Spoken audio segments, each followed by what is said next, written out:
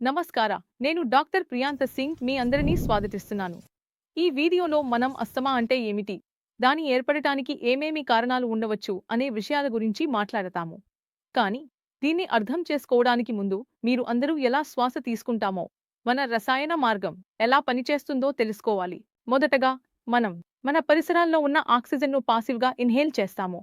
అంటే మనం శ్వాస తీసుకునేటప్పుడు ఉన్న ఆక్సిజన్ మన శరీరంలోకి వెళుతుంది మరియు అదే సమయంలో మన శరీరంలో ఉత్పత్తి అయిన కార్బన్ డయాక్సైడ్ బయటకు వస్తుంది. ఇప్పుడు ఈ ఆక్సిజన్ మన ఫెఫర్ల ద్వారా మన హార్ట్ వరకు కేపిలరీస్ ద్వారా చేరుతుంది. ఇది ఒక చాలా సంక్లిష్టమైన ప్రక్రియ. దీన్ని వివరంగా అర్థం చేసుకోవాలంటే మన బ్రోకోల్ అంటే మన శ్వాస నాళాలు కొన్ని ఎయిర్ సాక్స్ లో విభజించబడతాయి. ఈ ఎయిర్ సాక్స్ ను మన ఎల్వియోలి అంటాము. ఇవి కేపిలరీస్ తో సంబంధితంగా ఉంటాయి. ఇక్కడ కేపిలరీస్ ఆక్సినేటెడ్ బ్లడ్ అంటే ఆక్సిజన్ మిక్స్ అయిన బ్లడ్ ను తీసుకుని హార్ట్ దగ్గరకు వెళుతుంది. ఆ తర్వాత హార్ట్ ఆ ఆక్సిజన్ ను మన మొత్తం శరీరానికి సరఫరా చేస్తుంది. అక్కడ ఈ ఆక్సిజన్ మన శరీరం ఉపయోగించుకున్న తర్వాత ఒక వ్యర్థం ఉత్పత్తి అవుతుంది. దీనిని మన కార్బన్ డయాక్సైడ్ అంటాము. ఈ కార్బన్ డయాక్సైడ్ మన హార్ట్ నుండి మన ఫెఫర్లకు చేరుతుంది మరియు ఆపై బ్రోంకోస్ ద్వారా బయటకు వెళుతుంది. ఇప్పుడు ఈ ప్రక్రియలో ఎక్కడైనా తప్పు జరిగితే అక్కడే రోగికి కొన్ని లక్షణాలు ఏర్పడవచ్చు. ఇప్పుడు అస్తమా గురించి మాట్లాడితే అస్తమా రోగుల శరీరం ఒక ప్రత్యేక అలర్జన్ పట్ల హైపర్ సెన్సిటివ్గా స్పందిస్తుంది. దీన్ని సులభమైన భాషలో అర్థం చేసుకోవాలంటే మన చుట్టూ చాలా విషయాలు ఉంటాయి, కానీ కొన్ని రోగులు సాధారణ విషయాలు, ఉదాహరణకు ధూళి, మట్టి, స్మోగ్, పర్ఫ్యూమ్ వాసన లేదా ఏదైనా రంగు ఆర్డర్ వంటి వాటికి అలర్జిక్గా ఉంటారు.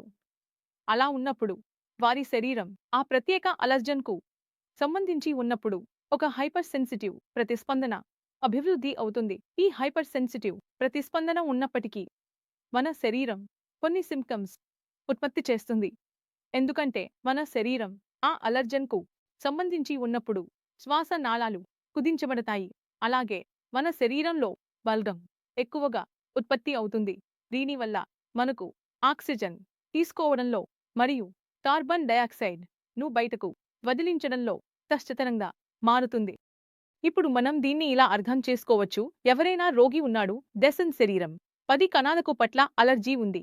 కాబట్టి చాలా ఎక్కువగా ధూళి మరియు మట్టి ఎగురుతున్నప్పుడు లేదా అతను రెగ్యులర్ బేసిస్ పై శుభ్రత జరగని చాలా మురికి ఉన్న ప్రదేశంలోకి వెళ్ళినప్పుడు అక్కడ చేరగానే ఆ రోగికి కొన్ని లక్షణాలు ఏర్పడవచ్చు. ఉదాహరణకు చాలా ఎక్కువగా దగ్గు రావచ్చు. ఇది తోరు వారికి రోజులో చాలా ఎక్కువ శ్వాస తీసుకోవడంలో కష్టతరంగా ఉండవచ్చు. అలాగే వారి ఛాతీలో భారీతనం కూడా ఉండవచ్చు మరియు వారి ఛాతీ నుండి ఒక వీజింగ్ శబ్దం కూడా రావచ్చు. అక్కడ కొన్ని వ్యక్తులు ఉన్నారు, వారు అదే ధూళి మట్టి ఉన్న గదిలో వెళ్ళినప్పుడు వారికి ఎలాంటి లక్షణాలు ఉండవు. ఇప్పుడు ఇక్కడ ఉన్న రోగులు వారి శరీరం ఈ లక్షణాలను అన్నీ ఉత్పత్తి చేస్తోంది. ఈ పేషెంట్ను మేము అస్తమేటిక్ అని అంటాము. అంటే ఈ ప్రత్యేక పేషెంట్కు అస్తమా ఉండవచ్చు. ఈ వ్యాధిని ఈ దశలో నియంత్రించకపోతే ఇది తరువాత సిఓపిడి కాట్ గా మారవచ్చు. అంటే ఈ సమస్య చాలా ఎక్కువగా పెరిగి నీ శరీరంలో శాశ్వతంగా నష్టం కలిగించవచ్చు. నీ బ్రోకోల్స్ శాశ్వతంగా కుదించబడవచ్చు. ఇక్కడ మనం ఈ వ్యాధి నుండి ఎలా తప్పించుకోవాలో అర్థం చేసుకోవాలి. అందుకు మన శరీరం ఈ లక్షణాలను ఉత్పత్తి చేస్తున్నది ఏది అనే దానిని మనం ముందుగా చూడాలి. ప్రతి ఒక్కటి రోగి శరీరం వేర్వేరు అలర్జన్లతో ట్రిగర్ అవ్వవచ్చు. దీనికి చాలా కారణాలు ఉండవచ్చు. ఉదాహరణకు కొన్ని రోగుల శరీరంలో అస్తమా ఉండటానికి జెనెటిక్ కారణం ఉంటుంది. అంటే వారి తల్లిదండ్రులు లేదా వారి నాన్న తాతలు ఎవరైనా అస్తమాతో బాధపడితే తదుపరి తరం కూడా అస్తమాతో బాధపడే అవకాశాలు ఉంటాయి. అక్కడ కొన్ని రోగులు ఇంటి లోపల ఉన్న వస్తువుల పట్ల అలర్జిక్ కావచ్చు. ఉదాహరణకు ఇంట్లో ధూళి లేదా తేమ ఉన్నప్పుడు అక్కడ కొన్ని రోగులు అలర్జిక్ గా ఉండవచ్చు.